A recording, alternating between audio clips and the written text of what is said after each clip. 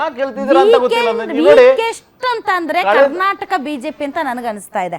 ಈಗ ನಿಮ್ಮ ಅಭಿಪ್ರಾಯ ಅಷ್ಟೇ, ಜನರ ಅಭಿಪ್ರಾಯ ಆತರ ಇಲ್ಲ. ನಂದನ್ ಕಶ್ಯಪ್ ಅವರೇ, ಈ ಒಂದು ಸಮಸ್ಯೆಯನ್ನ ಬಗೆಹರಿಸಬೇಕು ಅಂತಂದರೆ ಏನಾಗಬೇಕು? ಸಮಸ್ಯೆ ಇದೆ, ಅದನ್ನಾದ್ರೂ ಒಪ್ಕೊಳ್ತೀರಾ? ಸಮಸ್ಯೆ ಇದೆಯಾ ಇಲ್ವಾ ಸರ್? ನೋಡಿ, ಇವಾಗ 3 ಏನು ನೋಟಿಫಿಕೇಶನ್ ಆಗಿದೆ, ಫೈನಲ್ ನೋಟಿಫಿಕೇಶನ್ 85% ಕನ್ಸೆಂಟ್ ಕೊಟ್ಟಿದ್ದಾರೆ. ಅವ್ರಿಗೆ ಕಾಂಪನ್ಸೇಷನ್ ಕೊಡೋಕ್ಕೆ ಸ್ಟಾರ್ಟ್ ಮಾಡಿದ್ದೀವಿ. ಮಿಕ್ಕಿದ್ದು ಒಂದು ದೊಡ್ಡ ಪ್ರಾಜೆಕ್ಟ್ ಮಾಡಬೇಕಾದ್ರೆ ಏನೋ ಒಂದು ಅಪಸ್ವರ ಇದ್ದೇ ಇರುತ್ತೆ. ಕರೆದಿ ಕೂತಿ ಮಾತಾಡಿ ಬಗೆಹರಿಸ್ತೀವಿ. 2006ರಲ್ಲಿ ಕುಮಾರಸ್ವಾಮಿ ಅವರು ಎಲ್ಲಿಗೆ ಹೋಗಿತ್ತು? ಒಂದು ನಿಮಿಷ ಪ್ಲೀಸ್, ದಯವಿಟ್ಟು ಅಲ್ಲಿಗೆ ಬರಬೇಕು. ಒಂದು ನಿಮಿಷ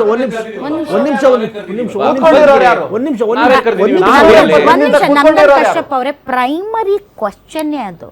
ಪ್ರೈಮರಿ ಕ್ವಶನ್ ಏನು ಅಂದರೆ ನಿಮ್ದಲ್ಲ, ಜನರದ್ದು. ಏನು ಅಂತಂದ್ರೆ ನೀವು 3 ಸ್ವಾಧೀನಕ್ಕೆ ನೀವು ನೋಟಿಫಿಕೇಶನ್ ಮಾಡಿದ್ರೆ ಅಲ್ಲಿ ಜನ ಒಪ್ಕೊಂಡ್ರು, ಅವ್ರಿಗೆ ಇಷ್ಟಿಷ್ಟು ದುಡ್ಡು ಚೆಕ್ಕು ಕೊಟ್ಟಿದ್ದೀರಾ, ನಾವು ನೋಡಿದೀವಿ. ಆದರೆ ಕೊಡಲ್ಲ ಅಂತ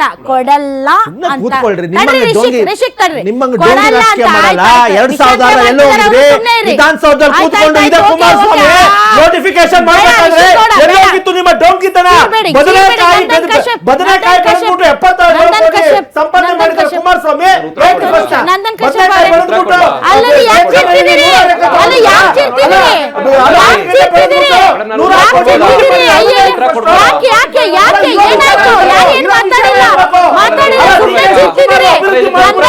ಸುಮ್ಮನೆ ಚೀರ್ಬೇಡಿ, ಸುಮ್ಮನೆ ಚೀರಗಲ್ಲ ಡಿಬೇಟು.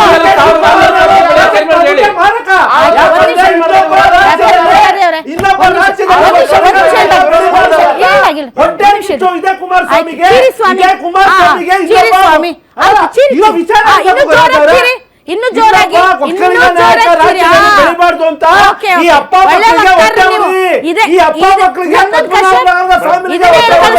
ಹಿಂಗೆ ಚೀರ್ರಿ ಅಂತ ಹೇಳಿ ಕಳಿಸ್ತಾರ?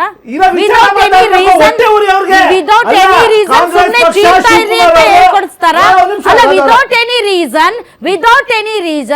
ವಿದೌಟ್ ಎನಿ ಪ್ರಾಪರ್ ಇದು ಡಿಬೇಟ್ ಸುಮ್ನೆ ಹೋಗಿ ಒತಾಪ್ರೇತವಾಗಿ ಚೀರಿ ಅಂತ ಏನಾದ್ರೂ ಕಳ್ಸ್ಕೊಡ್ತಾರ? ಯಾಕೆ ಚೀರ್ತಿದ್ದೀರಿ? ಯಾಕೆ ಚೀರ್ತಿದ್ದೀರಿ? ನಮ್ಗೆಲ್ಲ ಕಿವಿ ಇದೆ. ನಿಮ್ಗೂ ರಿಷಿ ಗೌಡ್ರೆ, ನಿಮ್ಗೆ ಕಿವಿ ಇದೆ ತಾನೆ?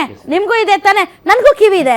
ಯಾಕೆ ಚೀರ್ತಿದ್ದೀರಿ? ಅವ್ರೇನು ಮಧ್ಯದಲ್ಲಿ ಮಾತಾಡೇ ಇಲ್ಲ, ಅವ್ರೇನು ಮಾತಾಡೇ ಇಲ್ಲ. ನಿಮಗೆ ಮಾತಾಡಕ್ಕೆ ಸ್ಟಫ್ ಇಲ್ಲ, ಅದಕ್ಕೆ ನೀವು ಡಬ್ಬದಲ್ಲಿ ಕಲ್ಲು ಹಾಕಿಲ್ಲ.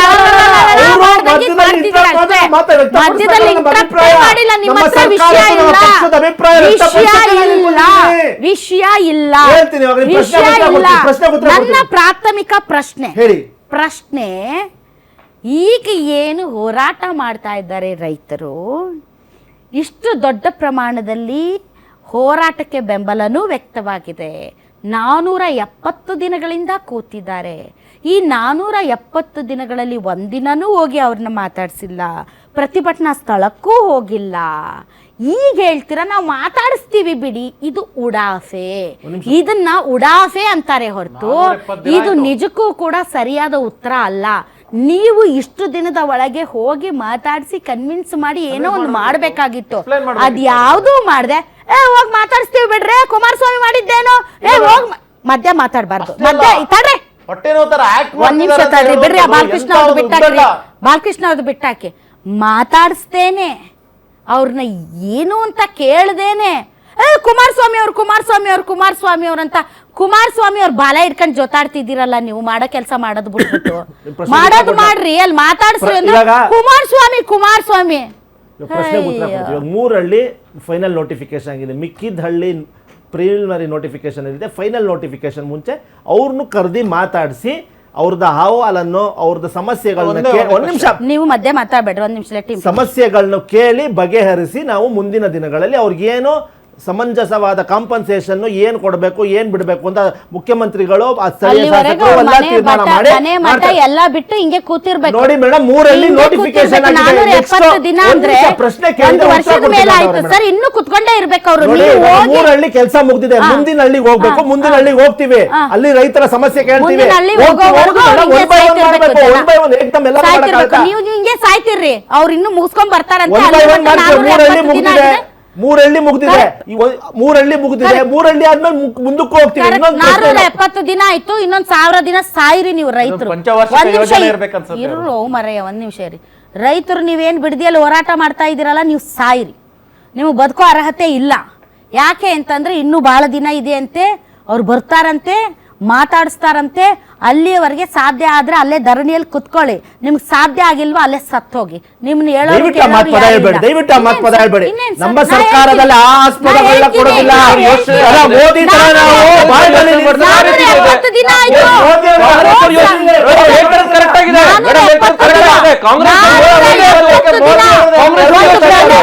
ನಾವು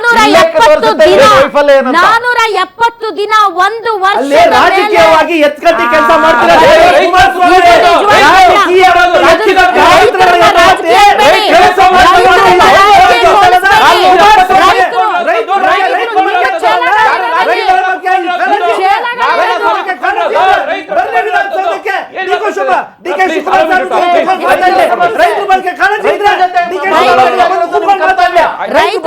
ರೈತರನ್ನ ರಾಜಕೀಯ ನಾಯಕರು ಅಂತ ಹೇಳೋ ನಿಮ್ಗೆ ಧಿಕ್ಕಾರ. ರೈತರನ್ನ ರಾಜಕೀಯ ನಾಯಕರು ಅಂತ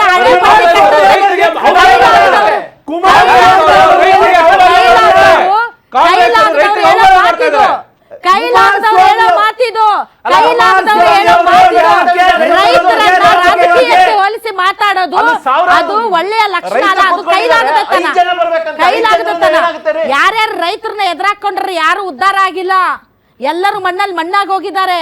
ಮಣ್ಣಲ್ಲಿ ಬೆಳೆ ಬೆಳೆಯುವ ರೈತನನ್ನ ರಾಜಕೀಯ ಪುಂಡ್ರು, ಪೋಖ್ರಿಗಳು, ರೌಡಿಗಳು ಅಂತ ಮೆರೆದವರೆಲ್ಲ ಇವತ್ತು ಮಣ್ಣಾಗಿ ಹೋಗಿದ್ದಾರೆ. ದಯವಿಟ್ಟು ಕೈಲಾಗದ ತನಕ್ಕೆ ಇನ್ನೊಂದು ಹೆಸರೇ ರೈತರನ್ನ ರಾಜಕೀಯಕ್ಕೆ ಬಣ್ಣ ಕುಮಾರಸ್ವಾಮಿ ಕುಮಾರಸ್ವಾಮಿ ಏನ್ ಮಾಡ್ತಿರೋದನ್ನ ಬಿಡದಿಲಿ ಕೂತ್ಕೊಂಡು ಕುಮಾರಸ್ವಾಮಿ ರಾಜಕೀಯ ಮಾಡ್ತಿದ್ದಾರೆ. ರಾಜಕೀಯ ಬಿಟ್ಟು ಶಿವಕುಮಾರ್ ಸಾಹೇಬ್ ವಿವರಿಸವಾಗಿ ಹೇಳ್ತಾರೆ. ಕುಮಾರಸ್ವಾಮಿ ವಿಧಾನಸೌಧಕ್ಕೆ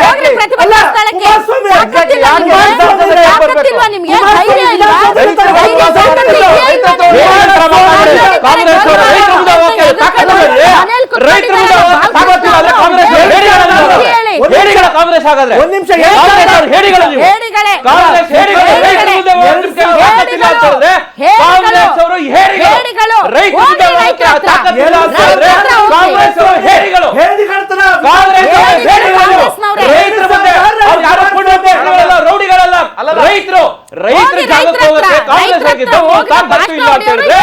ಕಾಂಗ್ರೆಸ್ ಅವರು ಹೇಡಿಗಳು. ಇವತ್ತು ನಿಮ್ಮ ಬೆತ್ತಲಾಗಿದ್ರ ನೀವು ಕಾಂಗ್ರೆಸ್ ಅವರು ರೈತರ ಮುಂದೆ. ನೀವು ಅವರನ್ನ ರೌಡಿಗಳನ್ನ ರೀತಿ ನೋಡ್ಕೊಂಡು ಕಲ್ಲೊಡಿತಾರೆ ಅಂತ ಹೇಳ್ಕೊಂಡು ನೀವು ರೈತರ ಏನು ಪ್ರತಿಭಟನೆ ಮಾಡ್ತಾ ಇದ್ದಾರೆ ಅವ್ರಿಗೆ ಮರ್ಯಾದೆ ಕೊಡದಲೆ ರಾಜಕೀಯ ಬಣ್ಣ ಇಳಿಸ್ತಾ ಇರುವಂತವ್ರು ಕಾಂಗ್ರೆಸ್ ಅವರು.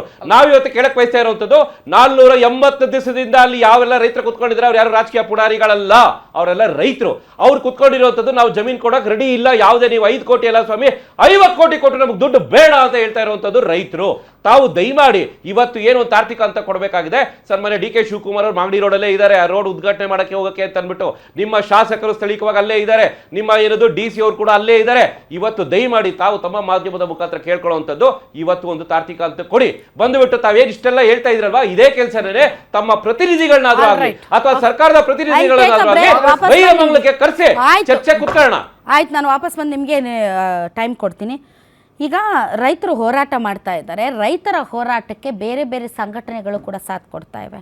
ನೀವು ಅಲ್ಲಿರುವಂಥ ರೈತರನ್ನ ಹೆದರಿಸ್ಬೋದು, ಬೆದರಿಸಬಹುದು. ಬಟ್ ರೈತರ ಸಂಕಷ್ಟ ನೋಡಿ, ಆ ರೈತರ ಗೋಳಾಟ ನೋಡಿ, ಬೇರೆ ಬೇರೆ ಜಿಲ್ಲೆಗಳಿಂದ ರೈತ ಸಂಘಗಳು, ಮಹಿಳಾ ಸಂಘಟನೆಗಳು, ಕನ್ನಡ ಪರ ಸಂಘಟನೆಗಳು, ವಿವಿಧ ಸಂಘ ಸಂಸ್ಥೆಗಳು ಅವರಿಗೆ ಬೆಂಬಲ ಕೊಡೋದಕ್ಕೆ ರಾಜ್ಯಾದ್ಯಂತ ಹರಿದು ಬರ್ತಾ ಇದ್ದಾರೆ. ಅವ್ರನ್ನ ಹೆಂಗೆ ತಡೀತೀರಾ ನೀವು?